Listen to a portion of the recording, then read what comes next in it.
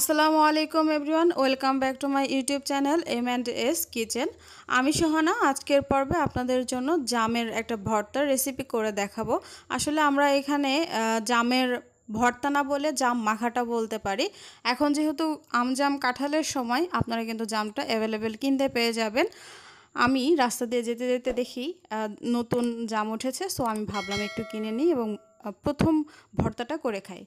তো এখানে যেহেতু এখনও খুব একটা সিজন লাগেনি, এই জন্য জামটা একটু শক্ত আছে, সো আমি একটু হাত দিয়ে চেপে চেপে একটু ভর্তাটা করে নিলাম। যখন খুব ভালো পেকে যাবে তখন কিন্তু জাস্ট একটু টস করলেই হয়ে যাবে, তখন খুব একটা প্রেশার দিয়ে কিন্তু চাপার দরকার নেই। এভাবে আমি সবগুলো জাম খুব ভালোভাবে একটু থেতো করে নিলাম। এখন কাঁচামরিচ দিয়ে দিচ্ছি, আপনারা চাইলে আপনাদের পছন্দ মতো কম বেশি করে দিতে পারেন। আর এর মধ্যে একটু লবণ দিয়ে দিচ্ছি। লবণটা আসলে একটু হিসাব করে দিতে হবে, বেশি লবণ হয়ে গেলে কিন্তু আবার জিভা ছুলে যেতে পারে, এটা খেয়াল রাখতে হবে। একটু বেশি টেস্টের জন্য আমি বিট লবণ দিয়ে দিচ্ছি। এখন সব কিছু খুব ভালোভাবে আমি মেখে নিচ্ছি। যেহেতু অলরেডি আমি খুব ভালোভাবে মেখেই নিয়েছি, সো হালকা একটু টাচ করে দিলাম।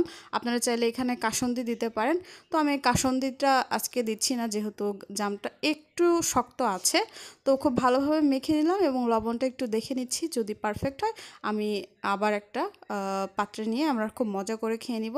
যাই হোক, ডেকোরেশনের জন্য আমি উপরে একটু কাঁচামরিচ দিয়ে দিলাম। আসলে ঝালটা যার যার পছন্দ মতো। সিজনাল হিসেবে নতুন নতুন একটা রেসিপি হিসেবে আসলে এটা কিন্তু খেতে খুবই ভালো লেগেছে আমার। আই হোপ আজকের এই রেসিপি আপনাদের ভালো লেগেছে। ভালো লাগলে সাবস্ক্রাইব করে পাশে থাকা বেল আইকনটি ক্লিক করবেন। আল্লাহ হাফেজ।